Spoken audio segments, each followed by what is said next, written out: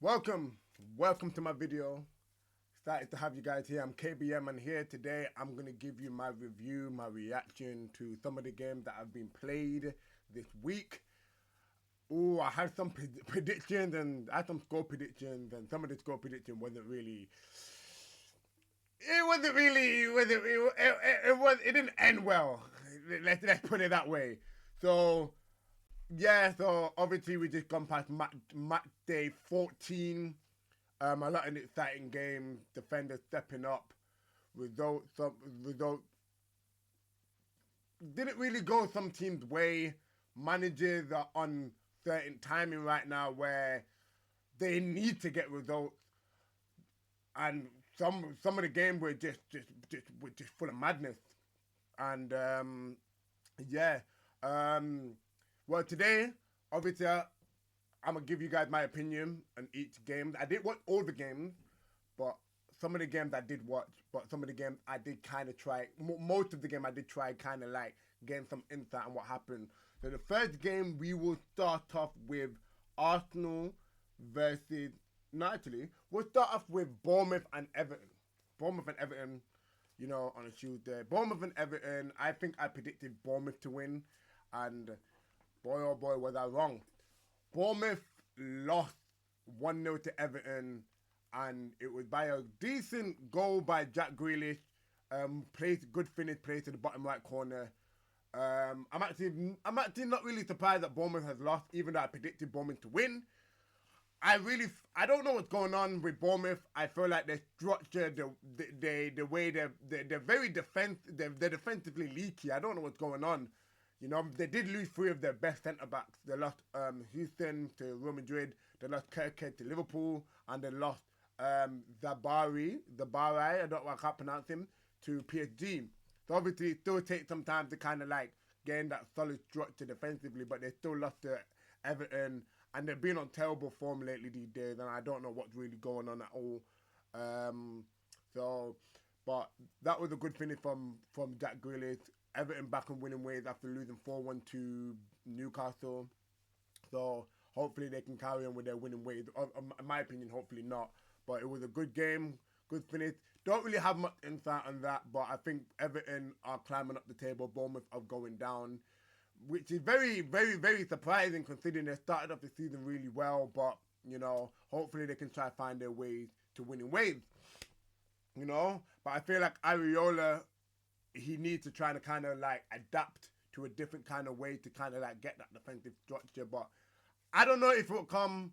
I don't know if he's reached his ceiling, but he got Bournemouth playing good football. It's just they scored a goal wrong. I wouldn't say wrongfully ruled offside. It was ruled offside.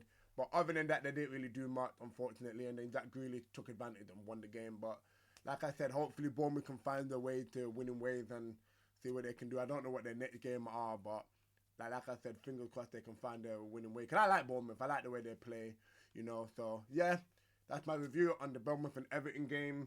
1-0. Well done to Everton climbing up the table. Good finish by Jack Grealish. And the next game I'm going to talk about, game of the week. Oh, my days. Let's talk about it.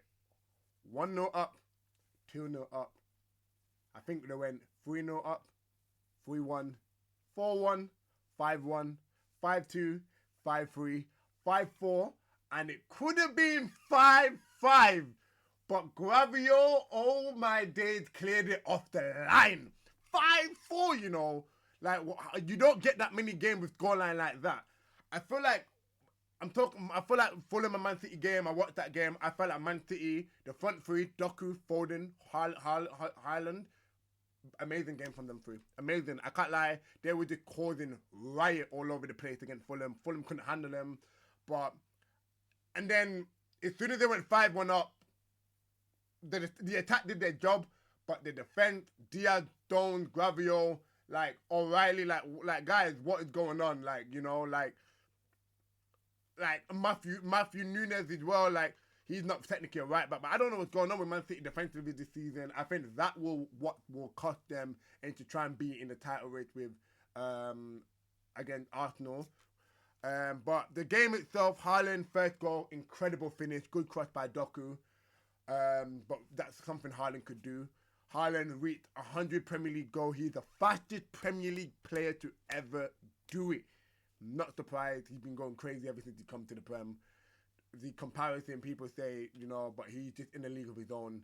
The second goal, Foden, what a finish from Foden. What a finish. Absolute finish. I feel like Foden's at one of those timings right now where he's showing you guys that he, debatable, is the best English player in the Prem. In the Prem, it's debatable. And the third goal by Reinders, good finish, good hold up play by Haaland, and but I just feel like overall the game, I feel like City defensively, I don't know what it is. I feel like all the time we always know that City can defend with the ball, but without the ball, I feel like they're very leaky. That could have been a lot of goals conceded. I think City could have been they could have lost 6-5. They had 2 chances. Fulham 2. I can't pronounce his name. Was it Chikukiwi? Yo, don't come at me for pronouncing his name. The guy that used to play for AC Milan, the Nigerian guy, scored a brace. He absolutely called riot on that right wing side. Good finish in both of those goals. I actually thought they were going to bring it back, which they should have, again, cleared off the line. I think in order for... But in my narrative of the game, in order for Pep to really keep in touch and distant with Arsenal, he really needs to pattern that defense. Don't know what's going on with Diaz. Maybe, I don't know. But having a midfielder at right back is a bit of an issue, even though he is good going forward and he convert whatever, but you need a traditional right back. Maybe that's why they're going for that third annoyed right back, Reed. But that's not really the point right now. They need to figure it out now or Arsenal's going to run away with it. But Fulham only conceded 3 goals at home all season and they're going to concede 5. But that day was an unfortunate day. But good game. Like I said, City need to pattern up their defensive structure if they want to stay in touch and distant with Arsenal. So hopefully, fingers crossed, Pep will figure that out. We all know Pep never rule out Pep. So yeah, that's my narrative. That's my review on that game. The next game we're going to talk about is Newcastle versus Spurs. Ended in a 2-2 draw. Realistically, I thought Newcastle were going to win that game 4-0. That was my prediction, but boy, was I wrong. 2-2, Romero, 2 goals. Newcastle scored 1. Who was the first guy to score? I can't remember. It was a good finish. Who was the first one to score? It was Bruno Guimaraes, Watermedes. Am I pronouncing his name right? Watermedes, sorry. The German guy, German striker, laid it off to Bruno Guimaraes, placed it perfectly bottom right corner. Good goal. But then they instantly hit back with Romero with a finish. I don't know what he was doing up there. Good header, bottom left corner. Don't know what he was doing up there. And then the penalty, 2-1. Obviously, I don't think there was really much in there for the penalty. But and then Gordon, first open play goal. First goal, Premier League goal since the start of the year, 2-1. Again, Tottenham hit back with an equaliser with, again, Romero with a bicycle kick that was hitting at 1 mile per hour. Ramsdale, don't want to talk about him. But give him a benefit of a doubt. There might have been a lot of players in his way, so he didn't really expect it. Probably expected the player to clear it. I don't know. But that game overall was just a slow game. I think Newcastle really had it in control. Tottenham started off, as always, with no shot for the first 20-30 minutes until that first shot from, they had a couple shots that was blocked. And then they had a shot that I thought that was a goal from the Sweden can't pronounce his name, I'm calling him Berg, I can't pronounce his name, where Kudus took on his man, crossed it in, did a flick. I thought that went in from my point of view, but went over the bar. But I think Thomas Frank playing too passive. Need to figure it out. This is anti-football for someone like Tottenham. The fans are impatient. Like, the players are impatient with this type of football. It's not sustainable. I don't think it will last very long, But at the end of the day, they got the draw at one of the hardest stadiums in the league. So we can move on from that. But he needs to try to find a way to kind of get Tottenham to be playing that fluid football. But to be fair, for Brentford, he was never really that guy, Tommy Frank. But, yeah, hopefully he can try to find a way to actually get them going. But yeah, Newcastle still having a bit of a poor start to the season. Tottenham, again, same with Tottenham as well. But I feel like I'm just going to say, has Eddie Howe reached his ceiling managing Newcastle? I don't know. We'll see. You know. But like, yeah. I don't know. Like, I feel like Newcastle really should have won that game. But Newcastle have not really been convincing for me this season. I don't know what's going on defensively. I don't know. I feel like, yeah, Joe Linton as well. I feel like he's very stale. I feel like all he does is really physical, aggressive, can ball win, but not anything else on the pitch doesn't really offer technically. But yeah, a game ended in a 2-2 draw. That's really my review on that game. Like I said, hopefully Newcastle can try to find a way to try go forward, and hopefully Thomas Frank can try to find a way to adapt and get them playing fluid football. The next game I'm going to talk about is Arsenal versus Brentford. I watched the game. Can't lie, the link up between Madueke and Ben White on the right wing. Ben White gives them that type of different style of play on the right. Because you know Timber, he's a good one-on-one defender, but he doesn't really overlap as much and offer offensively as much as Ben White. Ben White first start in such a very long time, don't know how long, had that link up with Madueke, little Madueke with the little skillful pass to Ben White, good cross. Good movement. I'm going to get to Mourinho in a minute, but good movement from Mourinho. Good header, 1-0. But yeah, Arsenal started off, like I said in my prediction, Arsenal's going to control the game. But it should have been 1-1. But David Raya, beautiful save. That header should have gone in. When I first looked at that header, I thought it hit the post straight away. But that was quick reflexes from David Raya. So I have to give him props for that save. He's getting up there to one of the best keepers in the league. I know we say Arsenal keeper don't get tested as much, but when he does get tested, he pulls out crazy saves. So I give him props for that. But yeah, Arsenal control the game 1-0 for a very long time. Like, they both team rotated, rested some players. I don't know why Brentford really rested some players, to be honest. I don't know, but didn't really do much. Saka got the second goal. Felt like he should have really passed that to Gaisher, but got to go at the end of the day. You know, I don't think the players will mind that. But Mourinho, can't lie, got like 30 GA in the league in this year alone. I don't know what Mikel Arteta has done to him, but he's coming out to be like a very quality striker. You know, do they really need Gaisher? I don't know, man. Like, scored against Arsenal, scored against. Did he? No, he assisted against Tottenham. Scored against Brentford. He's on form right now. This guy is, I don't know. He used to play centre back in the day for Dortmund, play centre mid for Real Sociedad, and now he's playing striker. This guy's a very versatile player. He's going crazy. I won't lie to you. He's going crazy. But yeah, Arsenal regained that 5-point gap top of the league, 2-0 with a very convincing win against Brentford. Obviously, next game against Aston Villa, that's the big game. And speaking of Aston Villa, we're going to move on to that game, which is Brighton versus Arsenal. Brighton versus Aston Villa. My apologies. Aston Villa went 2-0 up.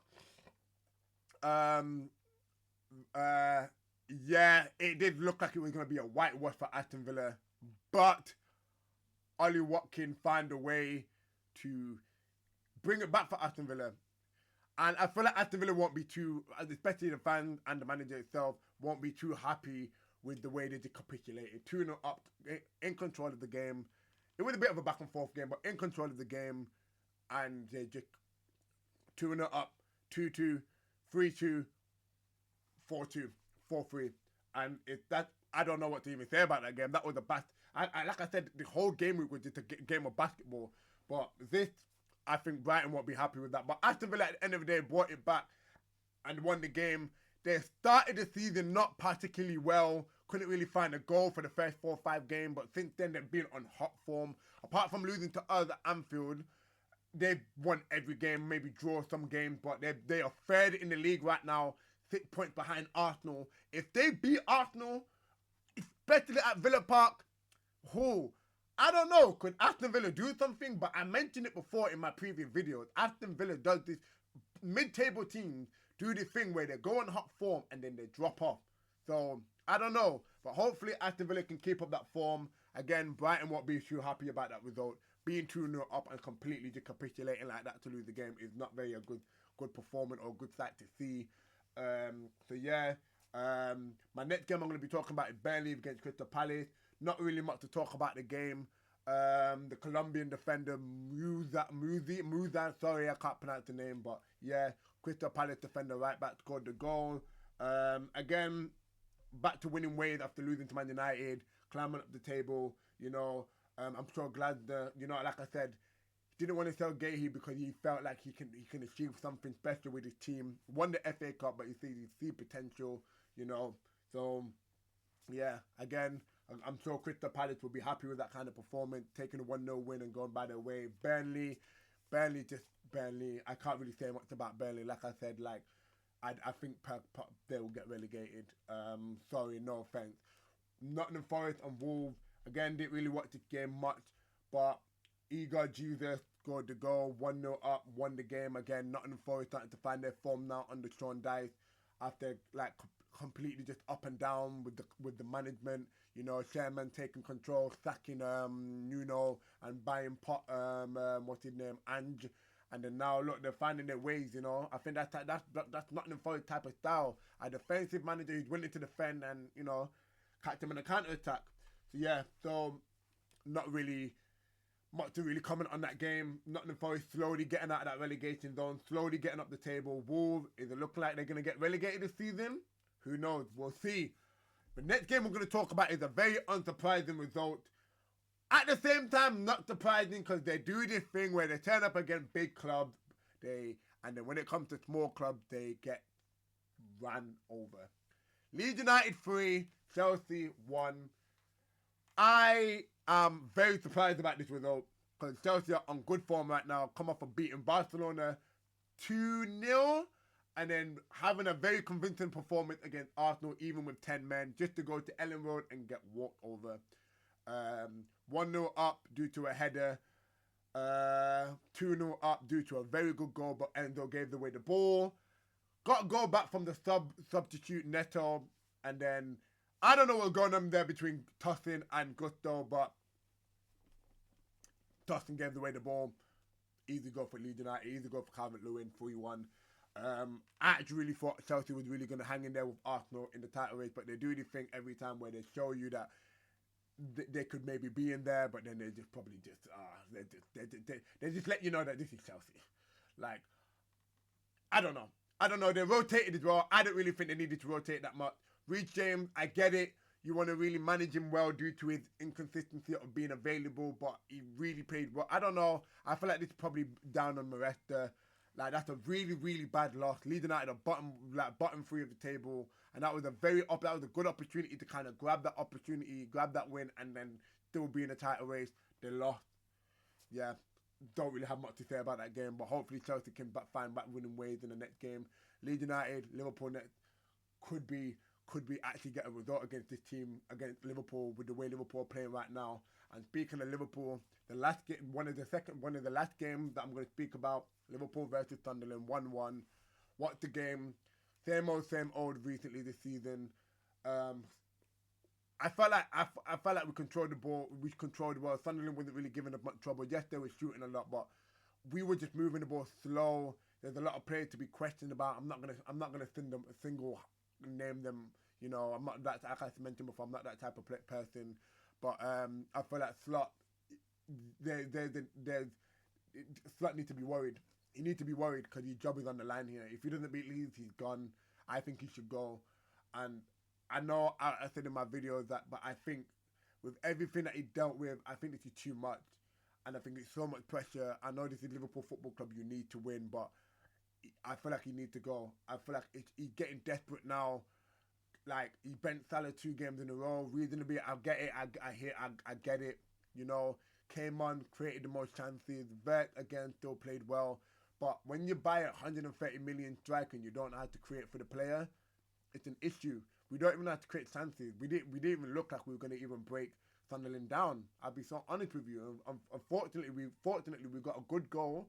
We got a fortunate goal off a fortunate goal from Sunderland as well. But Sunderland deserved it, But it is looking worrying. Van Dijk, performance-wise, again, I get it. I'm not going to single-handedly name people out, but it is Slot needs to figure something out. But props to Sunderland, they held it well, they defended well, They held possession well.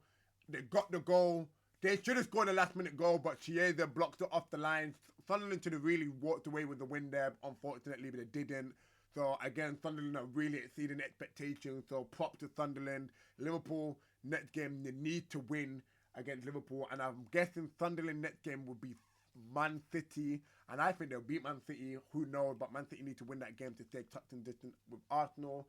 The last game we talk about is, again, another manager that is having huge pressure on them is Man United versus West Ham. And we're speaking about Almiron. That game finished 1-1. Yeah, not really much to talk about this game. Didn't really watch this game, but from what I saw, I feel like it's same old Man United, creating chances, not finishing them off, and then looking leaky defensively.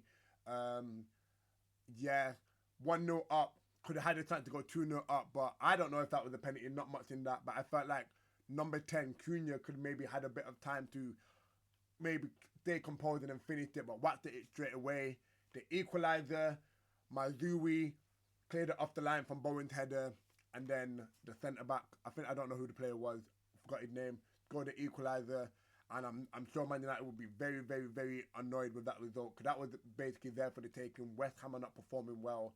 And they conceded one like a late goal.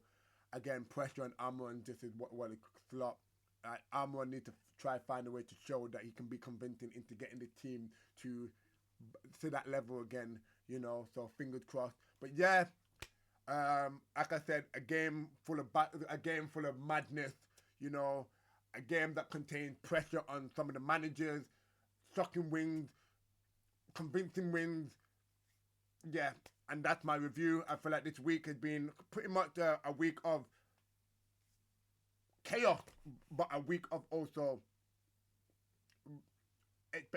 normal expectations. So yeah, that's my review. Net game week is very important for a lot of teams, for a lot of managers, for some managers. So I will give you guys my prediction, my preview on the game that will be coming this weekend, game week 16. The likes of Leeds and Liverpool, Man City, Sunderland. Guys, if you want to stay tuned for that, please like, subscribe, and you don't want to miss it. But anyway, thank you guys for locking in for this video. Thank you guys for watching it, and I'll see you guys in a bit. Love.